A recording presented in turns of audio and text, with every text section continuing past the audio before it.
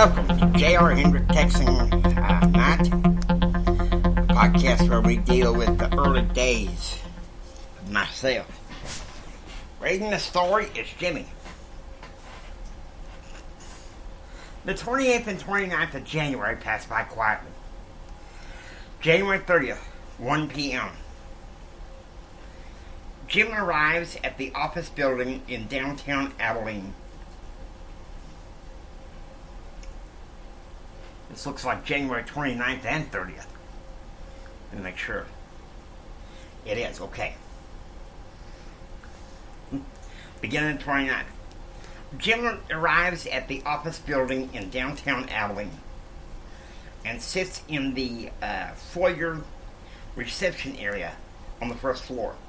At 3 p.m., he had an agreement for an interview with Clark Wendell,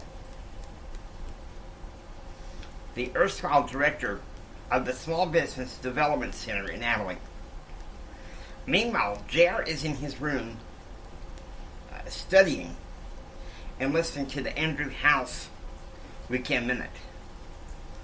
Bill Clinton is trying to ramp up Democratic support. It's all the while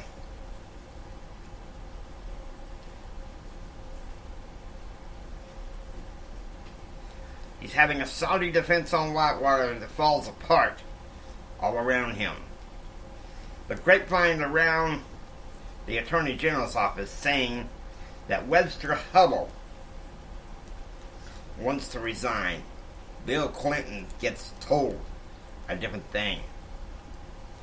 Kevin McDonald was studying at the library as always.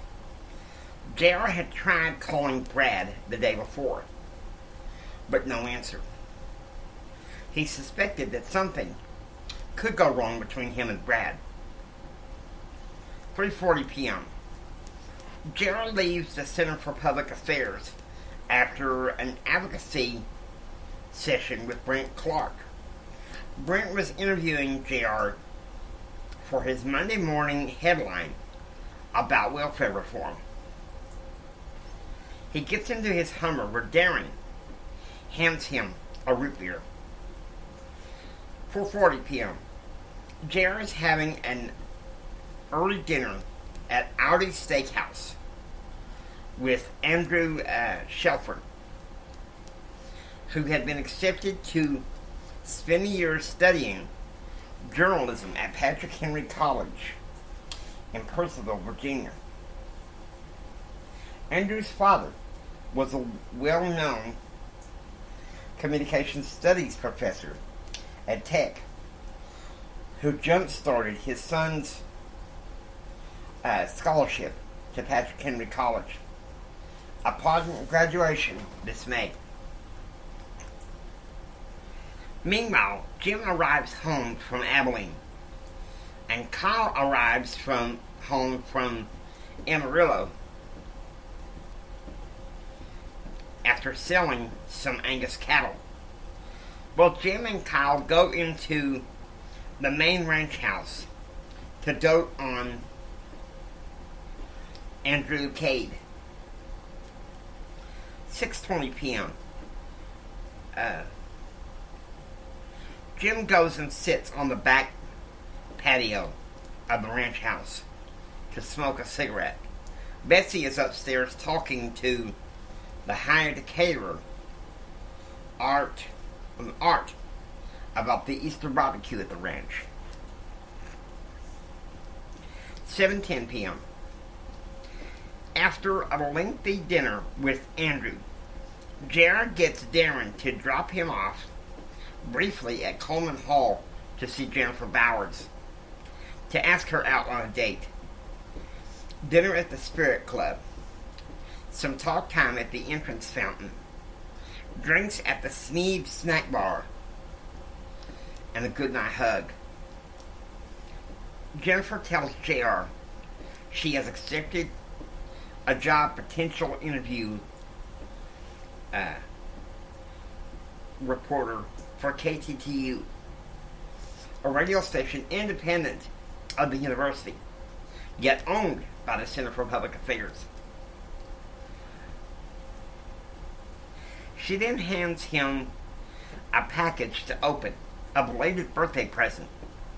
It was a large print copy of John C. Maxwell's Developing the Leader Within You. JR gives her a quick kiss, hugs her, and walks away. 9 p.m. Back in his dorm, JR is talking to Kevin McDonald in the living room. Tomorrow, he would attend the Sunday morning services at the Spirit Club. Then join Charlie Nation and Cousin Joe for lunch. And then the full evening date with Jennifer Bauer. 3:50 a.m. Meanwhile, back at the ranch, Festus is up milking the cows. Kyle would be up at 5 a.m. helping him feed the cattle. He was also supposed to load up a prize bull to go to a rodeo in Jow, New Mexico. 5:20 a.m. JR wakes up and puts on his headphones to listen to the radio. The Blake Carter minute comes on. The way Jocelyn Elders wants to campaign to put condoms in schools just makes my blood curdle. My mama told me that when she used to rock me as a baby up in Jerusalem, she'd pray the world would not have contraceptives. Bill Clinton should know safe sex is a joke. He turns off the radio and head towards the book that Jennifer had given him for his birthday. 6:20 a.m. JR takes out his King James Bible he received as a graduation present from Granddad Swain. He cherished that Bible and kept hold of it until he began teaching law school in 2003. Meanwhile, Kyle is going throughout the barns feeding the cattle, going on a horse ride with flashlights. They are listening to Aerosmith on Festus' portable jam box. Festus had been a friend of his since kindergarten. However, they lost touch when Granddad Swain had Kyle transferred to Alamo Prep. But they would connect again for the 2 years that he would be at Reese Prep. 10:15 a.m. At the Spirit Club Sunday morning session, Owen Bartley, professor of public relations at Lubbock Christian University, gave a talk about the atonement of Jesus Christ, and JR takes copious notes. 1:15 p.m. The dining hall is closed, so JR, Brent, and Charlie go to the student union to have blimpie subs. So Brent tells me that you have a date tonight with Jennifer Bowers. What are your plans? Charlie said.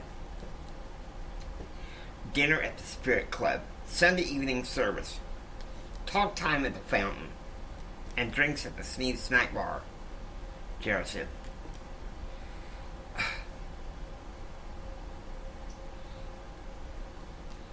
You kidding me? No hunky-panky?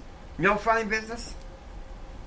Knock it off, Charlie, Brent said. Ignore him, JR. He's just infatuated with her. Oh, hell, Charlie said. I'd see her walking to the business school in the morning. And I'd be weak in the knees, not being able to concentrate on my schoolwork, and wouldn't eat. "Shut up, man," J.R. said. "I remember coming back from summer camp when I was 14 years old, and Mama was gone for a few days, and Daddy had this pretty little singer up in the house with us, and I had to go to the lake fishing. I looked around, I saw him making out with her, and I cried." Yeah, you told me about that last fall," Brent said. "You lost all respect for him until you turned 18.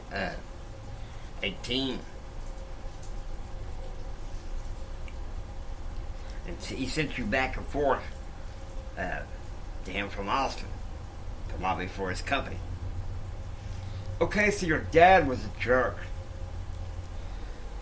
"He was a jerk, still is a jerk, but he's my kind of jerk," Charlie said.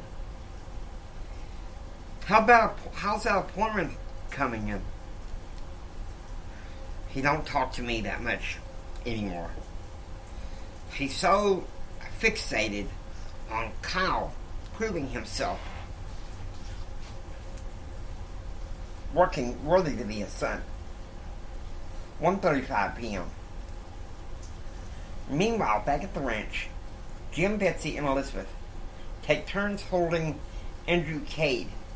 Yesterday, Betsy had come up with a nickname for him in the family that stuck. The family would affectionately call him Stooby, Stoobie. 2 p.m. J.R. arrives back at Gordon Hall when he sees a white Ford truck. It's Uncle Carl, Cousin Max, and Aunt Donna get out. "Uncle Carl," J.R. said. "We moved here because Jessica is going to college in New Mexico, and we want to keep an eye on you," Carl said. "It seems to me all your father cares about is getting into power in Washington." "It's not your fault, Junior," Donna said. "You were always such a sweet boy." "It's all a game to your father, man," Carl said. "That's why I stopped talking to him." "Let's see inside college dorm room," Max says excitedly.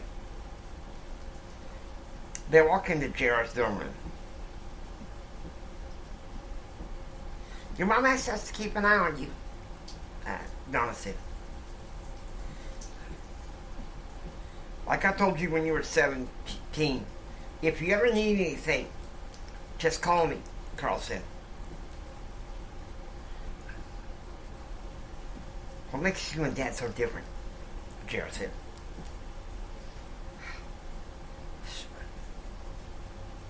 "Son, it became apparent when we started wildcatting. He wanted power, sheer force, and power, and get rich. I just wanted to get rich." 5 p.m. With his Uncle Carl gone, J.R. is in his room listening to the Blake Carter show. We all know last year Bill Clinton signed that Religious Freedom Restoration Act.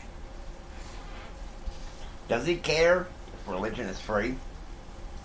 I wouldn't think so when he has Jocelyn Elders and his wife Hillary running around the country asking for condoms to be distributed to kids.